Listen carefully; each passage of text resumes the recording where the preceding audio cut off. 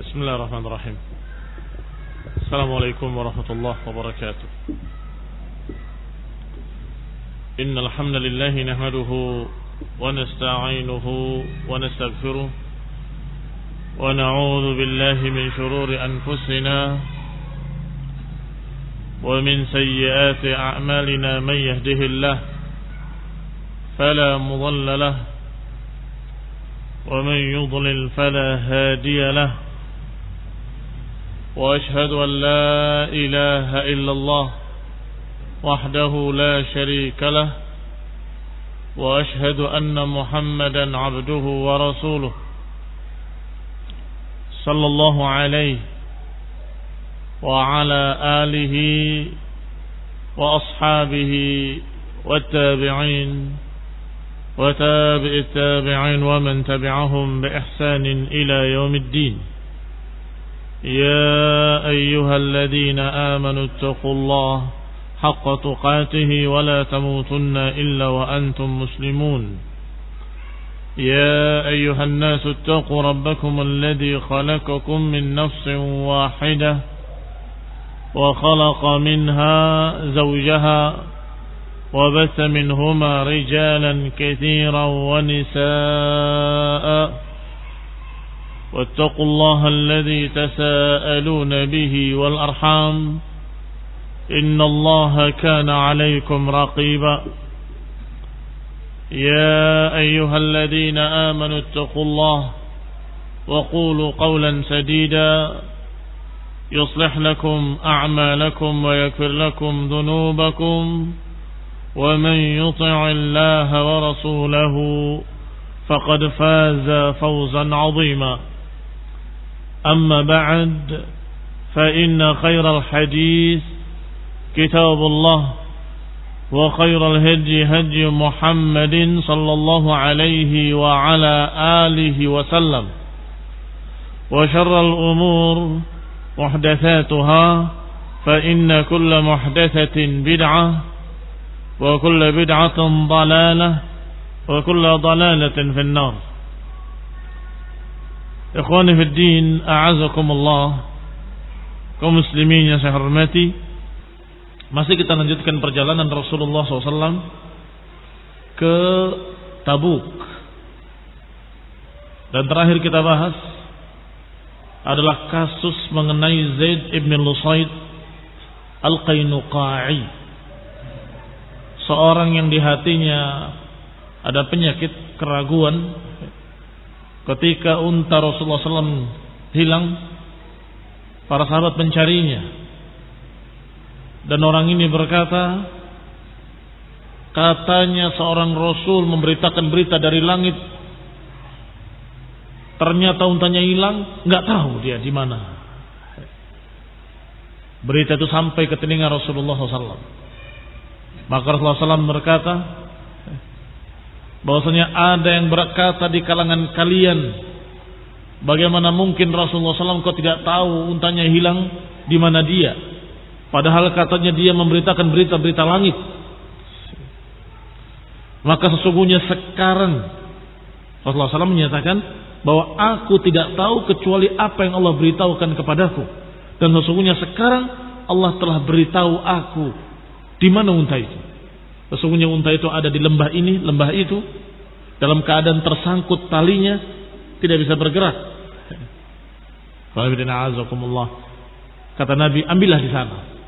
Dicari di tempat yang ditunjukkan oleh Rasulullah SAW, ternyata benar untanya di sana. Sadaqallah wa sadaqa rasuluhu sallallahu alaihi wa ala alihi wasallam. Thumma madha Rasulullah sallallahu alaihi wasallam sa'iran faja'ala yatakhallaf anhu ar-rajul. Maka berangkatlah Rasulullah SAW melanjutkan perjalanan ke Tabuk, dan mulailah ada beberapa orang yang tertinggal. Fayaqulun, maka mereka berkata, ya Rasulullah, takhallafa fulan. Ya Rasulullah, si fulan tertinggal. Fayaqul da'uhu fa in yaku fihi khairun fasayulhiquhu Allah ta'ala bikum. Biarkan dia, kalau padanya ada kebaikan, niscaya dia akan mengejarnya. Niscaya Allah akan menggabungkan dia kembali bersama kalian. Wa in yaku ghairu dzalik, kalau ternyata tidak demikian, kalau ternyata tidak baik buat kalian, kalau nggak ada kebaikan padanya, faqad arahakumullahu minhu, maka niscaya Allah akan istirahatkan kalian daripadanya. Ada dua kemungkinan orang yang tertinggal. Ima benar-benar tertinggal padahal pengen tetap bersama Nabi. Bisa jadi orang yang memang pura-pura terlambat, tertinggal terus pulang. Iya kan? Sebagaimana orang-orang munafik, yatasallaluna liwadha, mereka selalu bersungut-sungut pergi dengan sembunyi-sembunyi meninggalkan Rasulullah SAW dan para sahabat. Maka Rasulullah SAW menyatakan, biarkan. Kalau ternyata ada kebaikan padanya, niscaya Allah akan gabungkan dengan kalian. Kalau ternyata nggak ada kebaikan padanya, maka Allah istirahatkan kalian dari dia. Yani, kalaupun pergi, tidak apa-apa. Allah istirahatkan kalian dari dia. Karena kalau bersama kalian akan mengganggu kalian. Kalau tidak ada kebaikan padanya. Munafiqin, kalau ikut perang, apa jadinya? Membantu atau mengganggu? Para munafiqin kalau ikut bersama kaum muslimin dalam jihad fisabilillah, apakah membantu atau mengganggu? Mengganggu. Apa kata Allah dalam Al-Quran? Lau kharaju fikum, kalau mereka keluar bersama kalian, niscaya akan mengganggu kalian. Lau kharaju fikum ma zadukum illa khabala. Iya kan? Apa ayatnya? Lau kharaju fikum ma zadukum illa khabala. Kalau mereka keluar bersama kalian, tidak menambah kalian kecuali kejelekan. Itu munafiqin. Enggak menambah kalian kecuali kejelekan. Sehingga kata Nabi, biarkan. Kalau memang dia seorang mukmin, ada kebaikan, insyaallah Allah gabungkan bersama kalian. Akan mengejar kembali. Kalau ternyata dia adalah orang yang jelek atau munafik, alhamdulillah Allah istirahatkan kita dari dia. Biar. Kalau ikut pun akan ganggu. Lau kharaju fikum ma zadukum illa khabala. Kalau ikut bersama kalian tidak menambah kalian kecuali kejelekan. Ternyata di antara yang takhallafa, ternyata di antara yang tertinggal adalah Abu Dzar Al-Ghifari radhiyallahu taala anhu. Maka mereka pun memberitakannya, ya Rasulullah, qad takhallafa Abu Dzar. Ya Rasulullah, Abu Dzar tertinggal, hilang. Wa abtaha bihi ba'iruh, dia terlambat karena untanya. Unta yang sudah lemah, tidak memiliki kekuatan, sakit-sakitan, sehingga jalannya lambat sekali. Abtaha bihi ba'iruh, dia terlambat karena untanya, kata mereka kepada Nabi SAW. Jawaban Nabi sama seperti tadi. Da'uhu fa in yaku fihi khairun fa sayulhiquhu Allahu bikum. Biarkan dia. Kalau padanya ada kebaikan, niscaya Allah akan gabungkan dia bersama kalian. Tetapi kalau tidak ada padanya kebaikan, maka Allah istirahatkan kalian dari dia. Ternyata Abu Dzar dalam keadaan berupaya untuk memacu untanya, tetap nggak mau jalan untanya. Wa talawwama Abu Dzarrin ala ba'irih. Abu Dzar talawwama. Talawwama maknanya tamakkasa, berhenti, macet, nggak mau jalan untanya. Falamma abta alaihi akhadha mata'ahu fahamalahu ala dhahrihi. Ketika dilihat untanya tidak mau berjalan, dipacu, dicambuk, upayakan untuk berangkat, tidak mau jalan dan sangat lambatnya, maka Abu Dzar turun dari untanya dan kemudian perlengkapannya, perbekalannya diambil oleh dia, dipikul di atas pundaknya, kemudian berjalan kaki radhiyallahu taala anhu. Berarti padanya ada kebaikan. Kata Nabi apa? Kalau ada kebaikan padanya, Allah akan gabungkan dia bersama kalian. Kalau tidak ada kebaikan padanya, Allah istirahatkan kalian dari dia. Ternyata Abu Dzar yang terganggu oleh untanya yang terlalu lambat dan lemah, Maka beliau turun dari untanya, ditinggal untanya, beliau berangkat dengan membawa segala bekalnya di pundaknya. Radhiyallahu taala anhu wa ardhahu.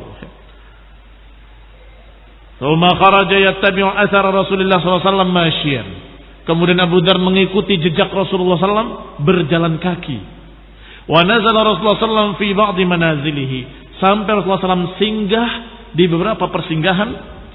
Fanadhara nadhirun minal muslimin, maka seseorang dari kaum muslimin melihat ada seorang dari kejauhan berjalan kaki sendirian.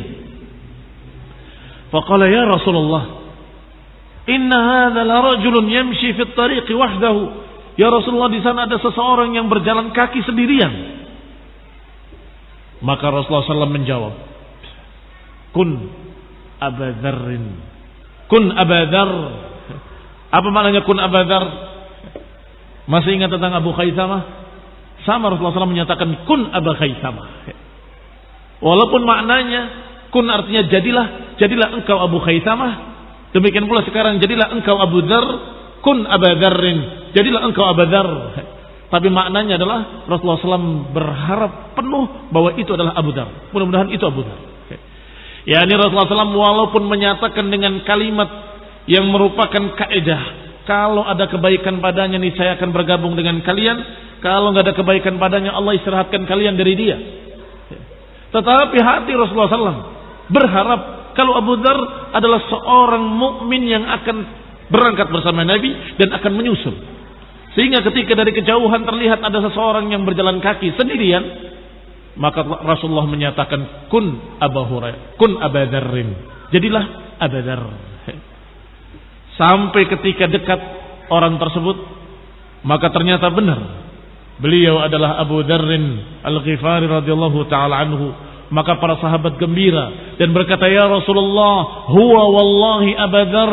Ya Rasulullah, dia benar-benar Abu Dzar. Ya Rasulullah, dia benar-benar Abu Dzar.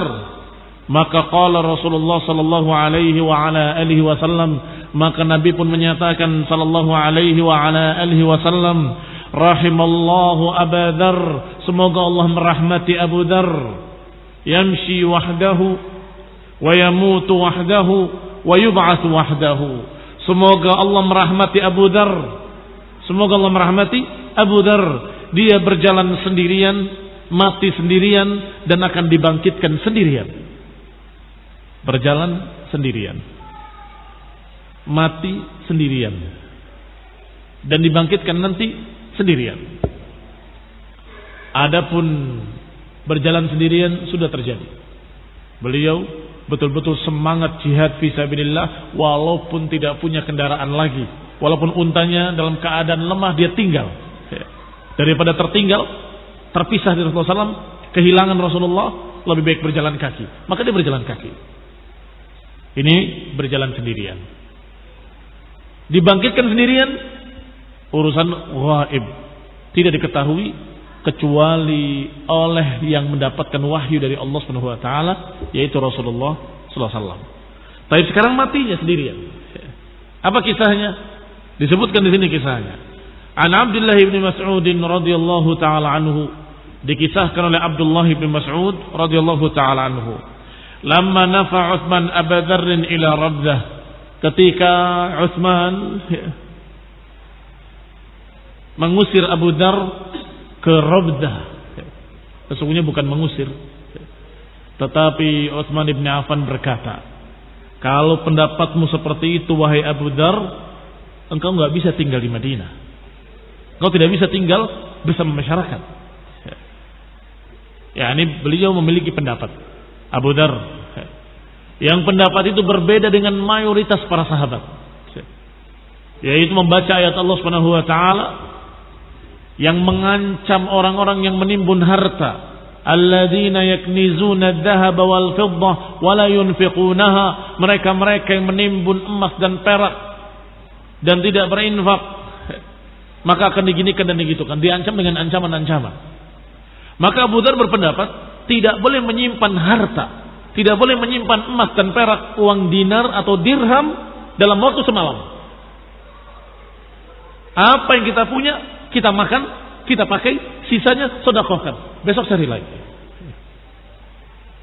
Kata Utsman, "Ya Abu Dzar, pendapatmu ini berbeda dengan pendapat seluruh kaum muslimin di sini. Kalau engkau berpendapat seperti itu, engkau nggak bisa tinggal di sini. Ini tinggal bermasyarakat." Kata Abu Dzar, "Tidak mengapa. Aku akan pergi ke Syam." Sampai di Syam, kembali beliau berkata dengan pendapatnya, maka di sana gubernurnya Muawiyah radhiyallahu taala anhu menyatakan, "Ya Abu Dzar, kalau engkau memiliki pendapat seperti itu, engkau nggak bisa tinggal di sini, nggak bisa tinggal bermasyarakat di tempat kita." Kata Abu Dzar, "Tidak mengapa, aku akan pergi." Maka beliau pergi sampai di tempat yang terpencil yang namanya Rabdah. Ini dikisahkan oleh Ibnu Mas'ud. Kembali kepada kita. Dari Abdullah bin Mas'ud, qala lamma nafa Utsman Abu Dzar ila Rabdah. Ketika Abu Dzar dalam keadaan sudah terpencil di daerah Rabdah. Wa asabahu biha qadaruh. Beliau didatangi takdirnya di sana. Apa datangi takdirnya? Didatangi kematian. Lam yakun ma'ahu ahad. Ketika itu tidak ada seorang pun yang bersama Abu Dzar kecuali istrinya dan budaknya. Illa imra'atuhu wa ghulamuh. Istrinya dan budaknya. Budak kecil ya. Fa'awsahuma, maka Abu Dzar memberikan wasiat. Anighsilani wa kaffinani, kalau aku mati mandikan aku dan kafanilah aku, kemudian dha'ani ala qari'atit tariq, kemudian letakkan aku di tengah jalan. Fa awwalu rakbin yamurru bikum faqulu, maka rombongan yang pertama lewat di jalan tersebut kamu katakan, hadza Abu Dzar, ini adalah Abu Dzar sahibu Rasulullah sallallahu alaihi wa ala alihi wasallam, ini adalah jenazah Abu Dzar sahabat Rasulullah SAW. Fa'inuna ala dafnih, bantulah kami untuk menguburnya. Lihat pesannya Abu Dzar, kalau aku mati, engkau berdua, istrinya sama anak kecil, budaknya, mandikan aku, kafani aku, dan taruh tengah jalan, dan tunggu satu rombongan datang. Yang pertama kamu katakan padanya, ini Abu Dzar sahabat Rasulullah SAW, ini jenazahnya Abu Dzar sahabat Rasulullah SAW, tolong kami untuk menguburkannya. Falamma mat, ketika beliau benar-benar meninggal, fa'ala dzalika bihi, maka keduanya, istrinya dan budaknya, melakukan apa yang diwasiatkan. Tsumma dha'ahu ala qari'atit tariq, setelah dikafani diletakkan di tengah jalan yang biasa dilalui oleh kafilah-kafilah. Wa aqbala Abdullah ibn Mas'ud fi rahtin min ahli al-Iraq Ummar. Tiba-tiba lewatlah rombongan Abdullah ibn Mas'ud radhiyallahu taala anhu bersama beberapa rombongan dari penduduk negeri Irak untuk umrah. Ummaran artinya mu'tamirin, untuk umrah. Falam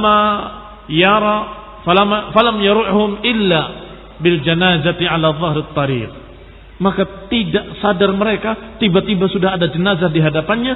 Qad kadatil ibil tata'uha, hampir-hampir terinjak oleh kuda-kuda mereka, oleh unta-unta mereka. Wa qama ilaihimul ghulam, maka budak tadi segera berlari ke rombongan dan berkata, hadza Abu Dzarrin sahibu Rasulillah, ini adalah Abu Dzar sahabat Rasulullah SAW. Fa'inuna ala dafni, bantulah kami untuk menguburnya.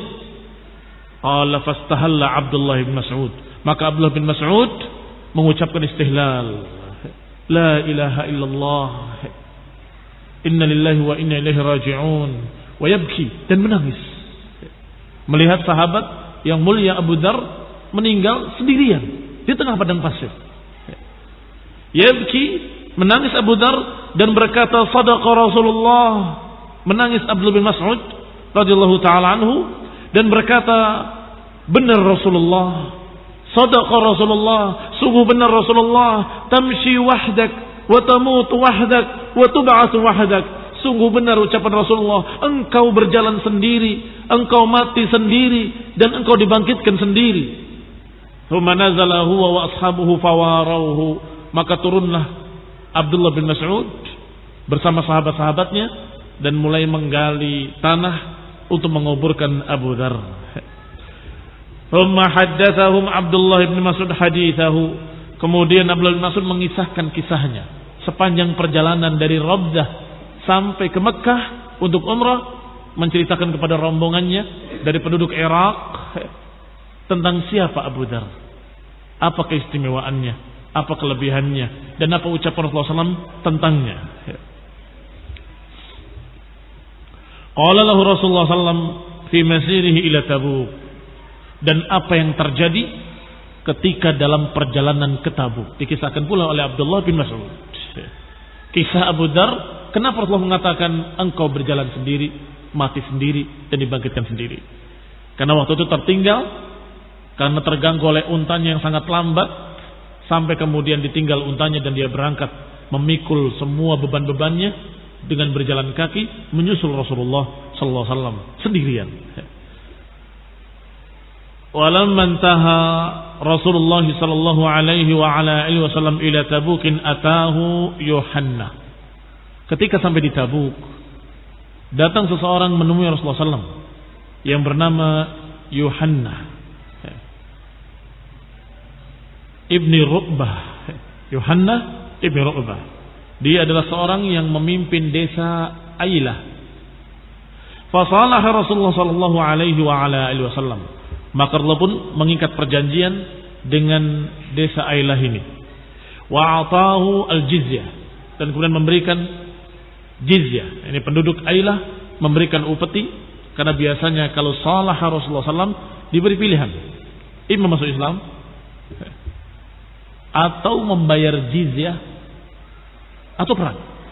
Nah, mereka lebih memilih untuk damai, tidak berperang, dan juga masih belum mau masuk Islam, maka mereka memilih untuk membayar jizyah.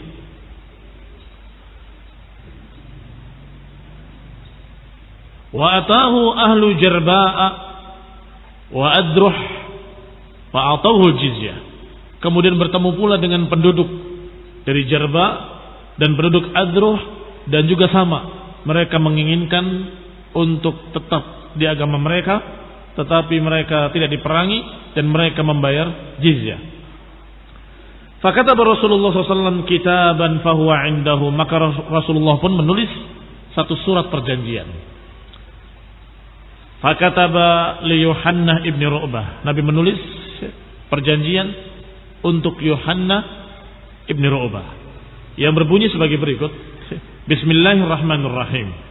Hadhihi amanatun minallahi wa Muhammadin an-nabiyyi Rasulullah sallallahu alaihi wasallam li Yuhanna ibni Ru'bah wa ahli Ailah sufunihim wa sayyaratihim. Bismillahirrahmanirrahim. Ini adalah perjanjian keamanan dari Allah dan nabinya Nabi Muhammad sallallahu alaihi wa ala alihi wasallam untuk Yuhanna ibni Ru'bah dan untuk penduduk negeri Ailah. Keamanan untuk kapal-kapal mereka dan kendaraan-kendaraan mereka, sufun yang di laut, wasayyarah yang di darat. Bukan sayyarah itu berarti mobil. Ya. Kalau kalian lihat kamus, maknanya mobil. Tapi di sini sayyarah maknanya unta, kuda dan sejenisnya. Pokoknya yang yasiru alal ardi. Ya. Ini rombongan-rombongan yang berjalan di darat ataupun rombongan yang berjalan di laut. Ada perjanjian keamanan, tidak boleh diganggu oleh kaum muslimin. Fil barri wal bahri, di daratan dan di lautan. Lahum dhimmatullahi wa dhimmatu Muhammadin nabi. Bagi mereka jaminan dari Allah dan jaminan dari Muhammadin nabi sallallahu alaihi wa ala alihi wasallam. Wa man kana ma'hum min ahli Syam, dan juga yang bersama mereka, maksudnya suku-suku, desa-desa yang bersama mereka mengikat perjanjian, yaitu dari penduduk Syam ataupun penduduk Yaman ataupun penduduk pesisir pantai. Faman ahdatsa minhum hadasan fa innahu la yahulu maluhu duna nafsihi. Barang siapa yang melanggar dengan pelanggaran, maka sungguhnya hartanya tidak bisa menghalangi dia. Artinya akan tetap dikenai sanksi. Hartanya yang dibayarkan sebagai jizyah tidak menghalangi sanksi. Wa innahu thayyibun liman akhadhahu minan nas. Dan bahwasanya dia baik bagi semua manusia yang sudah mengikat perjanjian. Wa innahu la yahillu an yumna'u ma'an yaridunahu wala tariqan yuridunahu. Dan bahwasanya tidak halal untuk dihalangi air yang mereka akan mengambilnya atau jalan yang mereka akan menjalaninya. Ini masih perjanjian bahwasanya tidak boleh kaum muslimin menghalangi air yang mereka akan mengambilnya. Jadi kalau yang mau mengambil air di tempat kaum muslimin adalah dari suku Ailah, nggak boleh dilarang. Atau mengambil air di tengah padang pasir atau di salah satu mata air yang di sana sudah diduduki oleh tentara muslimin, jangan dihalangi. La yumna'u ma'an yaridunahu. Jangan dihalangi air atau mata air yang mereka akan mengambilnya ataupun jalan yang mereka akan menjalaninya. Perhatikan bahasa Arab. Yaridun sama yuridun beda jauh. Yaridunahu maknanya mengambil air. Adapun yuridunahu maknanya menginginkannya, jalan yang diinginkan. Tidak boleh menghalangi mereka dari jalan yang mereka inginkan dan tidak boleh menghalangi mereka dari air yang mereka akan mengambilnya. Min barrin au bahrin, apakah di darat atau di lautan. Demikian kisah dalam perang Tabuk. Masih baru sampainya perjalanan di Tabuk. Yang berikutnya insyaallah diutusnya Khalid bin Walid ke daerah yang namanya Ukaidir Dumah. Yang di sana mereka mendapatkan di antara pampasan perangnya adalah baju bersulam emas yang mereka baru lihat, sehingga semua sahabat memegangnya, merabanya, melihatnya karena terheran-heran dengan pakaian yang seperti itu. Maka kata Rasulullah SAW, ata'ajabun min hadhihi, apakah kalian terkagum-kagum dengan ini? Sungguh sapu tangannya Sa'ad di surga itu lebih dari ini. Sapu tangannya saja Sa'ad di surga lebih dari itu. Kisahnya insyaallah kita akan baca pekan depan insyaallah. Kalau ditanya kalian jawab. Kalau nggak jawab tidak dilanjutkan. Baik, sepakat? Ya. Barakallahu fikum. Subhanaka wa bihamdik. Asyhadu an la ilaha illa anta astaghfiruka wa atubu ilaik. Wassalamualaikum warahmatullahi wabarakatuh.